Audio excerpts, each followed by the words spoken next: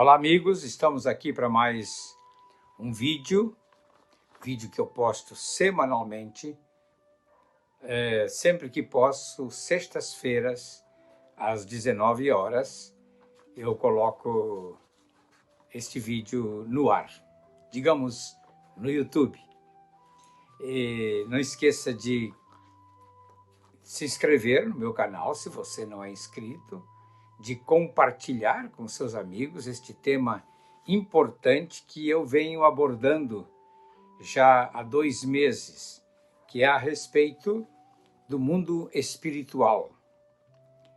As pessoas, elas não são muito cientes do mundo espiritual. Eu escrevi um livro, que eu vou falar dele numa próxima ocasião, Vivendo entre Dois Mundos, em que eu faço um paralelo entre o mundo natural e o mundo espiritual. Pois bem, hoje eu quero tratar com você com o mais polêmico dos assuntos, evidências bíblicas de maldições.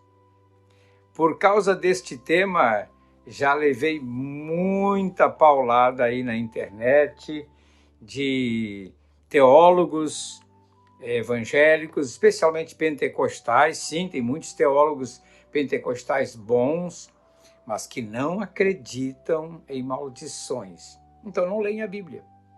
Certamente não leem a Bíblia.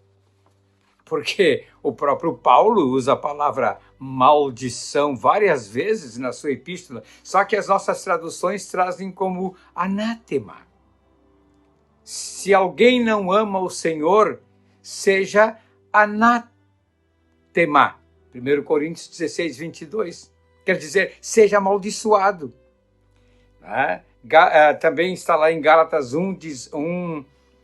19, que diz assim, 1, 8 e 9, melhor, que diz assim: como já dissemos e eu repito, se alguém prega um evangelho diferente do que de nós receberam, que este seja anátema, amaldiçoado. Então, basta esses 2 versículos, né? Poderia ler outros versículos.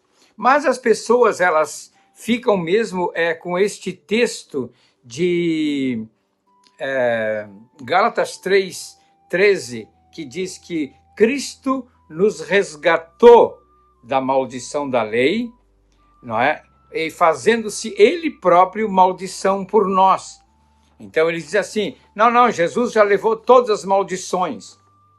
E eu costumo dizer, ele levou as maldições da lei de Moisés, aquelas que estão lá em Deuteronômio. E aqui se refere e o texto se refere, um texto paralelo, a alguém que era morto, por ser um grande pecador, era pendurado numa estaca e tinha que ser removido daquela estaca e sepultado antes do anoitecer. Então, esse texto tem uma conotação com o Antigo Testamento. A lei, ela trazia maldição sobre nós.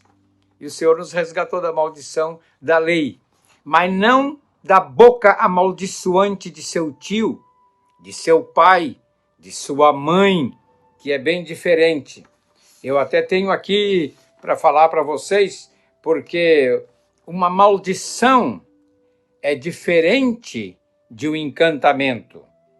Por exemplo, um pai, ao amaldiçoar o filho, nem imagina que aquela maldição poderá ficar por gerações, se ele não se converter e não se arrepender.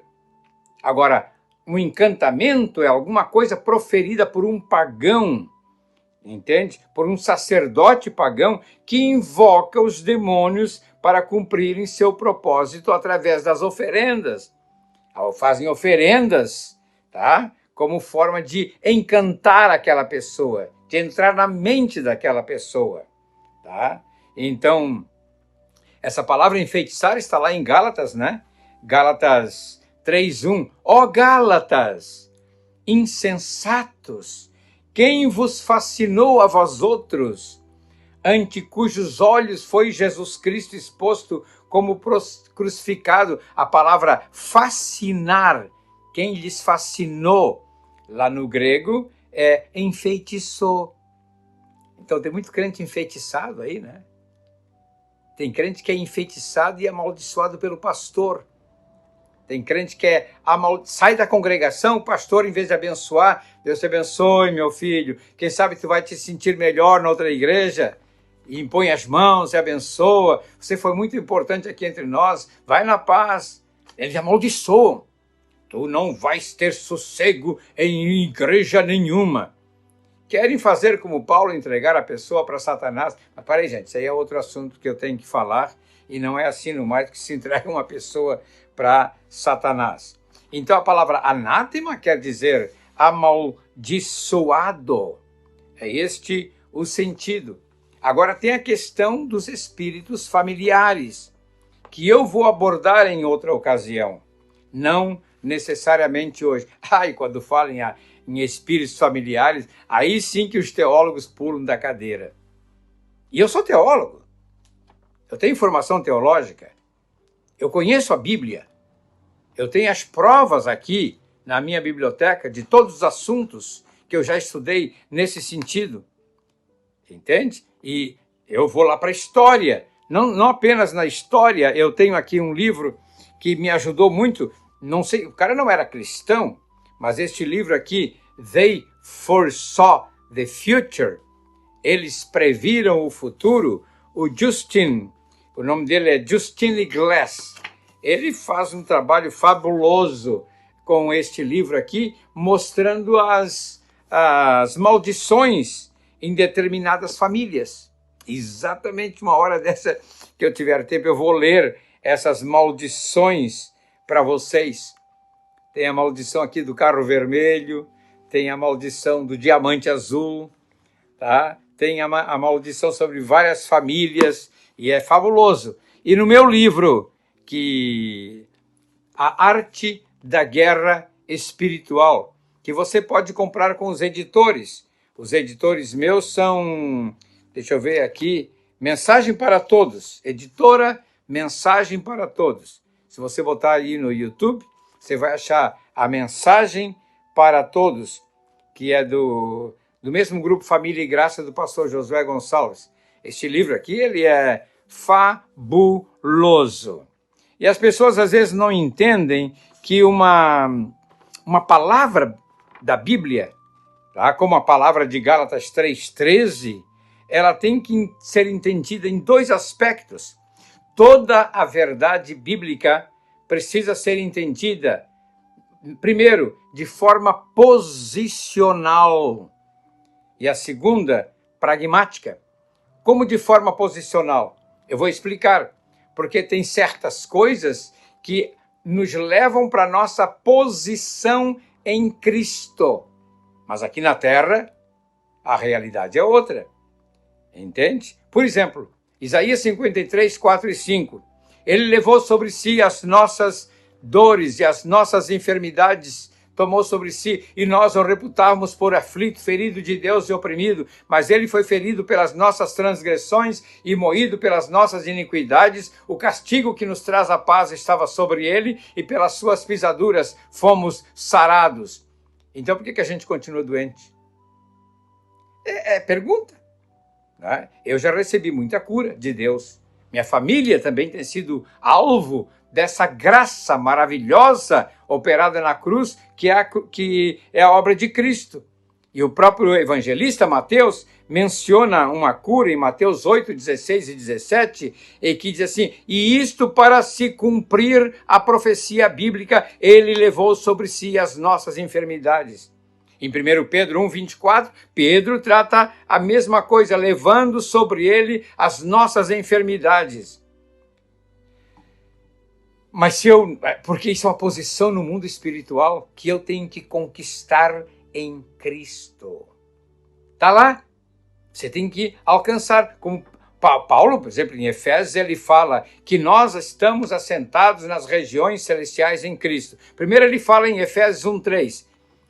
Em sermos abençoados com toda sorte das bênçãos celestiais em Cristo Jesus. Depois, no capítulo 2, ele fala que nós estamos assentados nos lugares celestiais em Cristo Jesus. Posicionalmente, eu estou assentado nos lugares celestiais com Jesus Cristo. Mas na prática, eu estou aqui na terra, pisando no chão, pisando no lodo, entende? Molhando os pés na chuva. Mas espiritualmente, eu estou assentado nos lugares celestiais em Cristo. Você está entendendo a diferença entre posicionamento espiritual, uma verdade posicional e uma verdade pragmática, prática? Por exemplo, o batismo. Quando Paulo fala em batismo, em Romanos capítulo 6, versículo 1, depois versículo 3, ele faz uma abordagem muito interessante ali. Porque você há de convir que depois que você se batizou, você continuou tendo tentação, você continuou caindo em pecado. Então onde é que está o problema? Será que o batismo resolve tudo? Não, porque Paulo apresenta ali 3 palavras que têm que ser estudadas no livro de Romanos. Aliás, os autores que escrevem comentários mencionam essas 3 palavras, especialmente Norman Harrison, que tinha um livro, eu estudei lá na década de 60 nesse livro, sobre Romanos, um livro editado pela editora Emprevan, do meu velho professor Orlando Boyer, não é? E ali ele fala a respeito de 3 coisas. Primeiro, sermos enxertados em Cristo.